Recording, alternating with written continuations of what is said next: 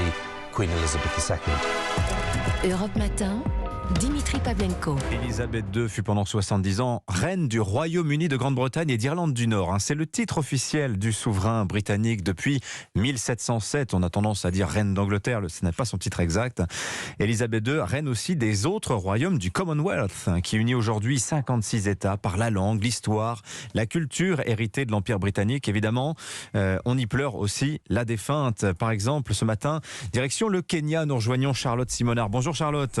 Bonjour. Alors en fait, je tourne ça à l'affirmative, mais non, pleure-t-on Elisabeth II ce matin chez vous à Nairobi, Charlotte ? Écoutez, oui, hier soir, l'annonce de sa mort a été tout de même un choc pour les Kenyans.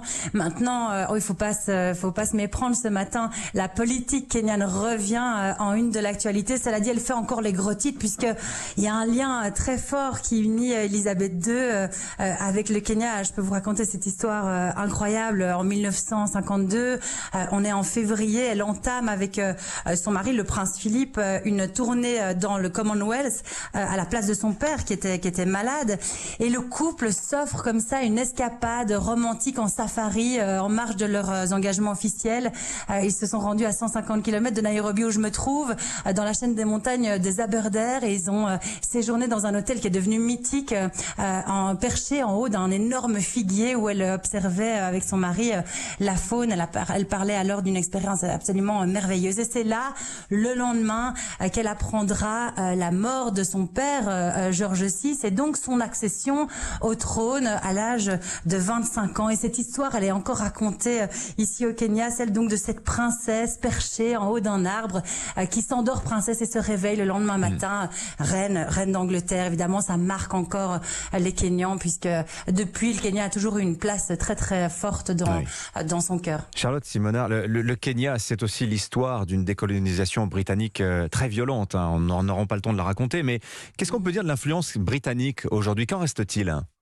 Écoutez, elle est encore très visible. Il n'y a qu'à voir l'uniforme des petits écoliers kenyans. On ne peut plus cliché avec les jupes plissées, la cravate chez les petits garçons, les chaussettes remontées jusqu'aux genoux. Il n'y a pas que ça. Il y a aussi les juges kenyans qui arborent encore cette perruque blanche qu'on voit encore en Angleterre. Vous savez, très connotée finalement, qui date de l'époque coloniale. Eh bien, ils l'arborent encore avec fierté. Il y a aussi une base militaire britannique qui est toujours présente ici au cœur du Kenya, une base d'entraînement, et puis le code civil kényan qui date encore de l'époque coloniale, début 1900. Il y a des lois qui n'ont pas changé depuis.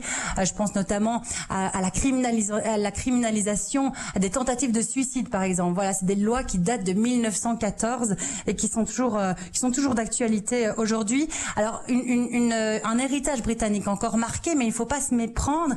La relation est tout de même ambivalente. Récemment, il y a 2 tribus kenyanes qui ont attaqué devant la Cour européenne des droits de l'homme la Grande-Bretagne pour ses exactions dans les années 50-60, donc avant l'indépendance du Kenya, pour le vol des terres, les viols, les massacres commis à cette époque. Donc on vous aime bien, mais on n'oublie pas. Voilà un peu la relation qui les lie. Merci beaucoup Charlotte Simonard. Allez, allons maintenant dans une autre colonie, le joyau de l'Empire, si l'on peut dire, c'est l'Inde évidemment. Bonjour Combastin.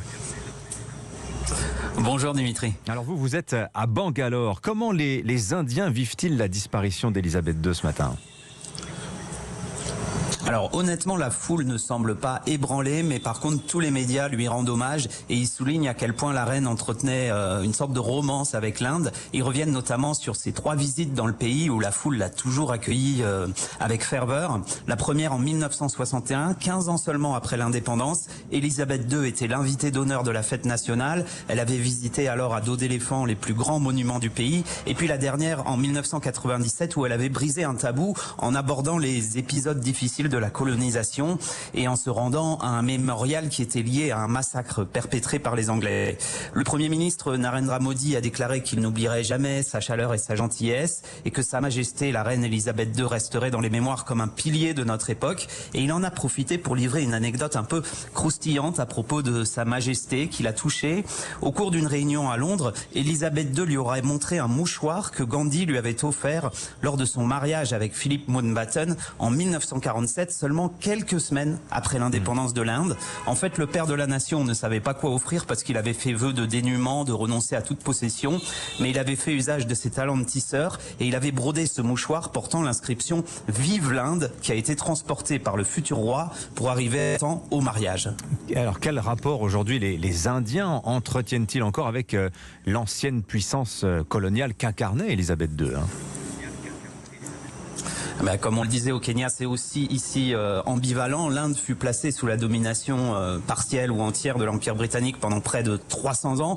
Donc ça laisse des traces énormes. L'appartenance au Commonwealth, l'architecture coloniale des grandes villes, certaines lois et puis surtout la langue anglaise qui est énormément parlée. C'est la deuxième langue officielle du pays avec l'hindi.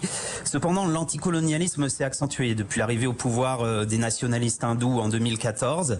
D'ailleurs, la veille de la mort de la reine, le Premier ministre Narendra Modi vantait le déboulonnage d'une statue du roi George V à New Delhi, remplacée par un héros nationaliste indien, et il appelait aussi à en finir avec les restes de ce qu'il nomme un esclavage, en désignant en fait la langue anglaise.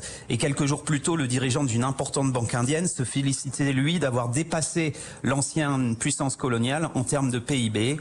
Voilà. Mais globalement, les Indiens, je pense, font la distinction entre l'histoire de l'Empire britannique d'un côté et la reine de l'autre, qui est perçue comme une amie, même si certains sur Twitter rappellent déjà qu'elle s'opposa un temps à la décolonisation et donc qu'on ne peut pas l'absoudre des crimes de l'Empire britannique. Merci beaucoup, Combastin, cette histoire de la décolonisation qui est évidemment extrêmement sensible au Royaume-Uni comme par chez nous actuellement. Ouais, ça c'est un point commun que nous avons. Merci Combastin et merci à Charlotte Simon Arnaud, correspondant dans Le Monde. Il est 7h48 sur Europe 1.